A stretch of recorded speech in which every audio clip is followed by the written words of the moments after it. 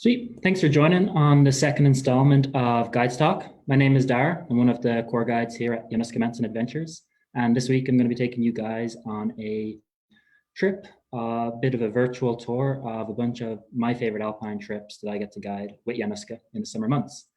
When deciding kind of what trips to pick for this little tour, there was a kind of couple things I wanted to hit on and share with you guys. Firstly, I wanted the trips to be somewhat geographically diverse, not just Rockies centric. So with that in mind, the first trip I'm going to share with you guys today is in the Bugaboos. And if you haven't heard of the Bugaboos before, they're part of the Purcell Mountains in British Columbia.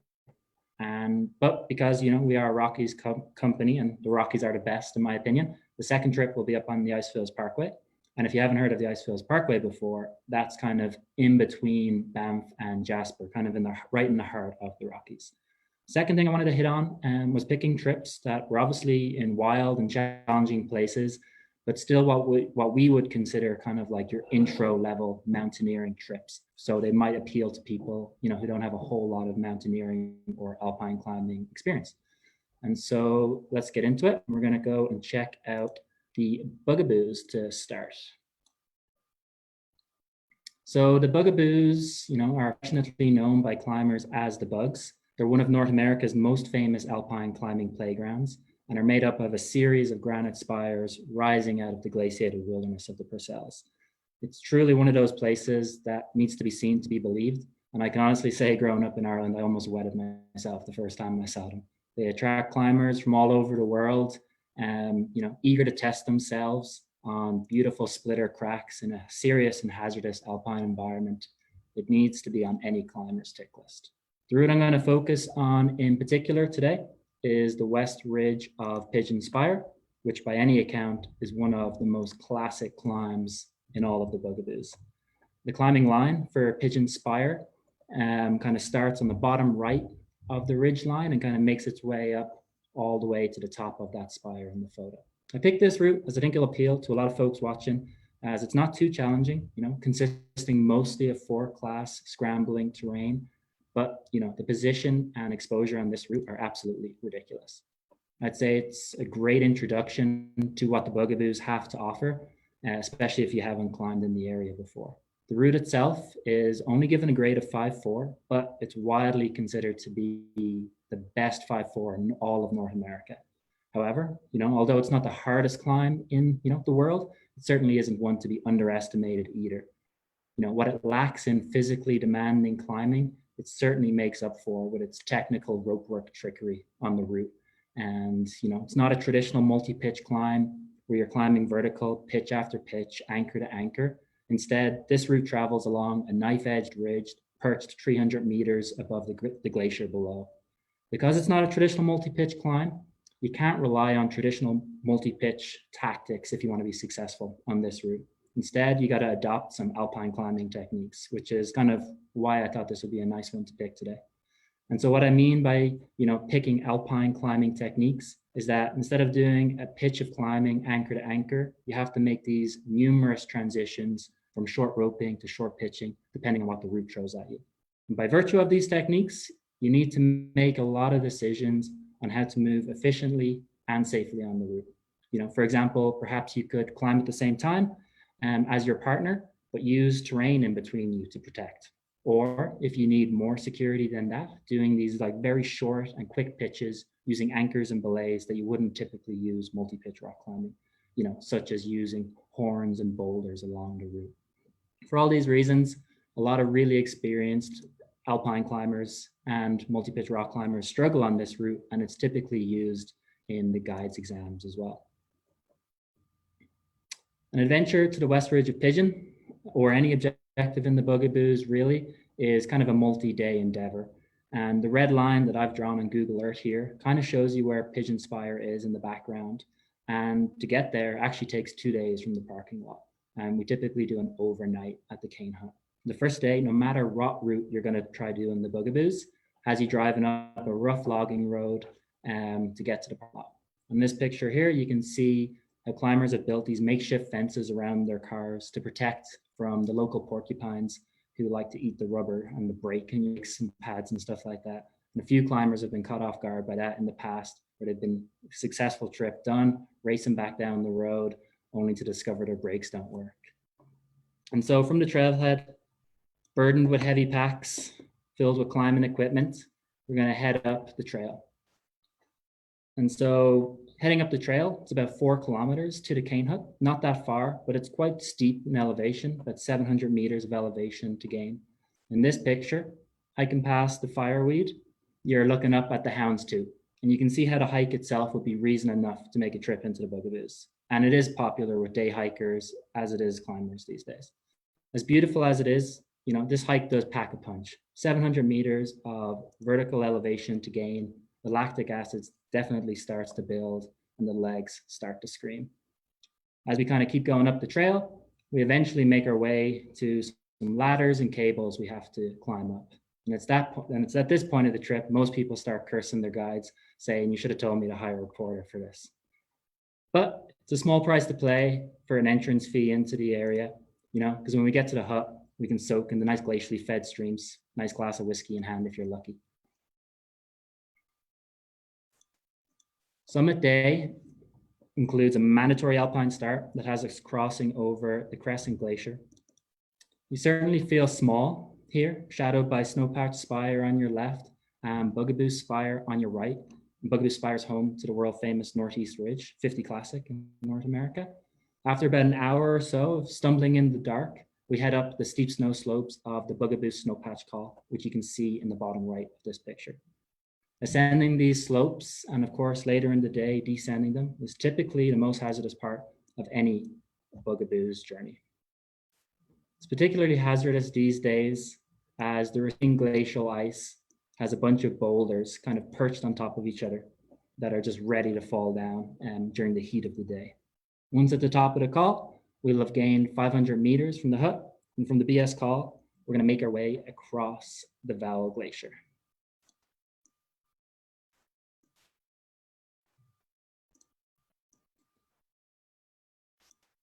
So although the Bugaboos is certainly a wilderness environment, you know, climbers have definitely introduced some luxuries to the area.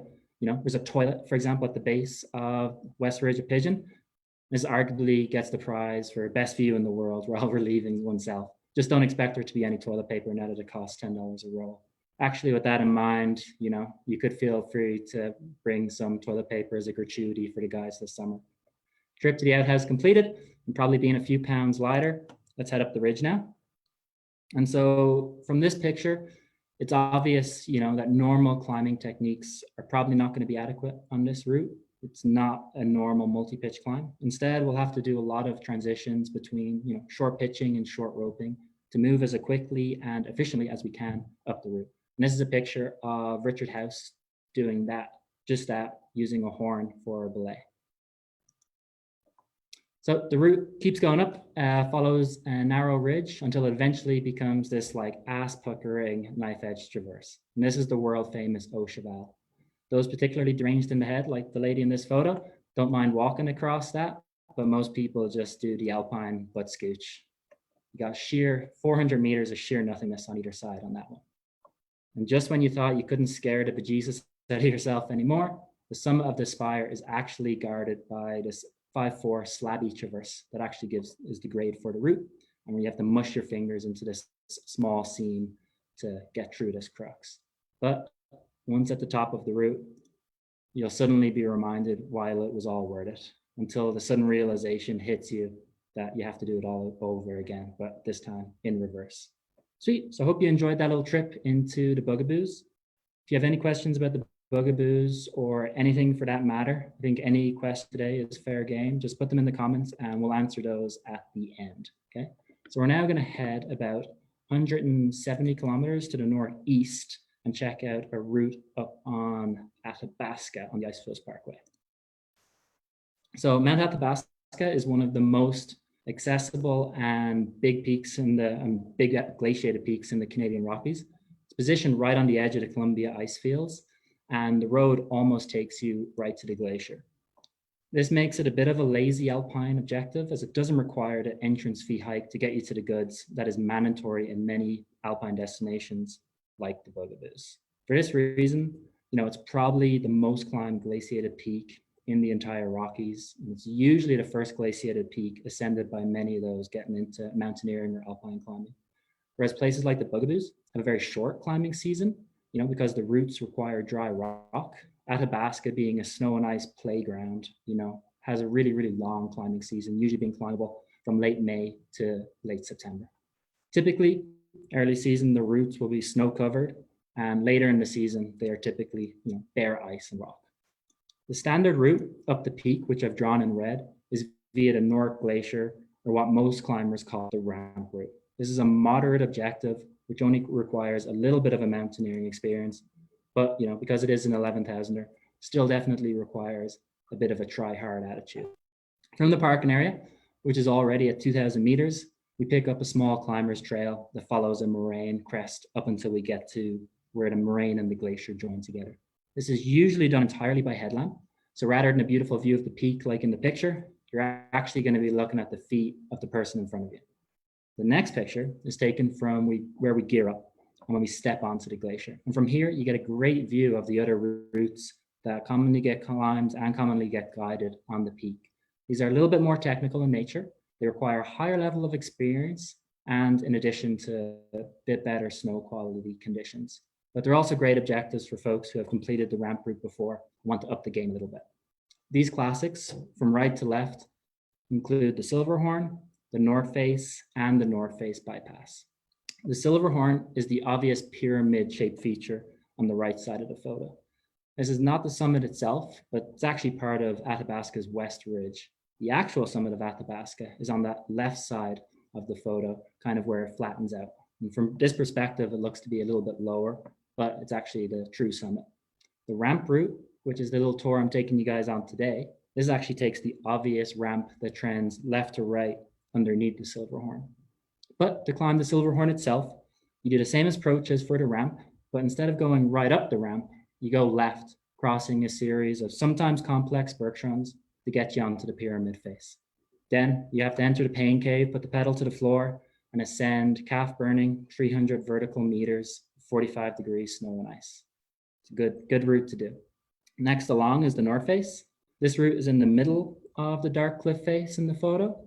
And the North Face, it's kind of like climbing, a more steeper technical version of the Silverhorn for the first half of the route, but then it ramps up in difficulty for the second half. And it has you doing some pitches of mixed climbing through steep, loose rock and icy cracks with dubious gear for the leader at times. It's a classic route, but if you haven't done much alpine climbing, you'll probably find this one to be a little bit more on the masochistic side of the fun spectrum. Next over from that, we have the North Face bypass. And this route climbs the left side of the dark cliff in the photo. And I think the best way to describe this route is if the Silverhorn was the porridge that was kind of a little bit too cold, and the North Face was the porridge that was maybe a little bit too hot, then the North Face bypass will be kind of your Goldilocks porridge with a perfect mix of kind of engaging in steeper snow and ice climbing to about 50 degrees. And so heading back to the ramp route now, from the gear up spot, and once roped up for glacier travel, we're basically going to quickly traverse across the lower portion of the glacier to the higher ground out left, trying to minimize our exposure to the seracs above. And in this picture, you can see the climbers have already done that traverse, and you can see the seracs up on the far right side of the photo. And seracs, as you might know, are somewhat unpredictable, and there is a mountaineer's adage that, that if it can happen, it will happen. So rather than chance our fate here, we kind of move quickly and just as fast as we can through the lower part of the glacier. Once on the higher ground, we'll still have to navigate our way through glaciated terrain that is littered with crevasses and gradually making our way up to the ramp. So the ramp was that obvious kind of rising traverse in the photo, bringing us up to the west side of the Silverhorn. Traveling on the ramp itself, the hazard kind of changes. It's no longer are we worried about falling into crevasses, but we're now worried about literally falling off the side of the mountain. So this teams here now typically change how they're kind of roped up. Instead of being in a glacier travel mode, protecting against a climber falling into a crevasse, everyone kind of bunches up and moves a lot more securely and diligently, providing protection for each other. But once on the top, we move along the West Ridge.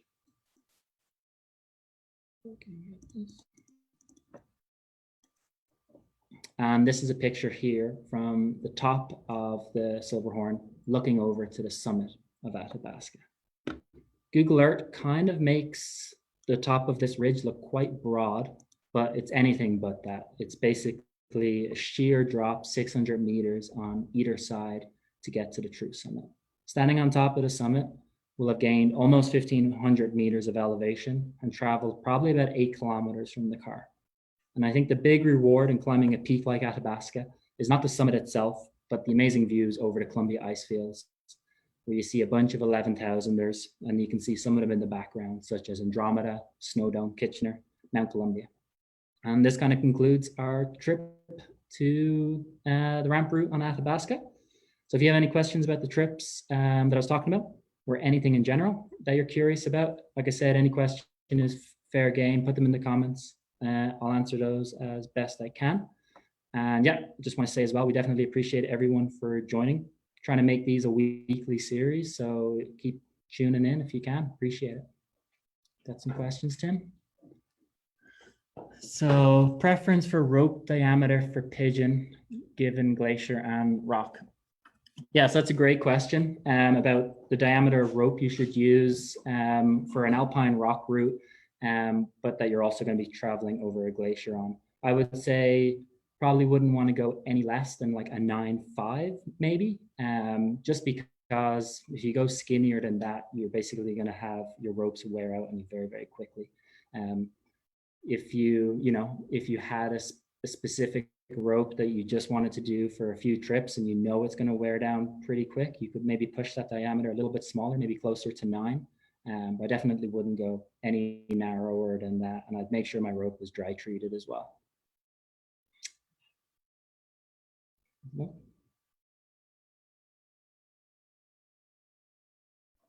Sweet. I think that's it, guys. Yes, like I said, these are going to be weekly, so please, yeah, keep tuning in.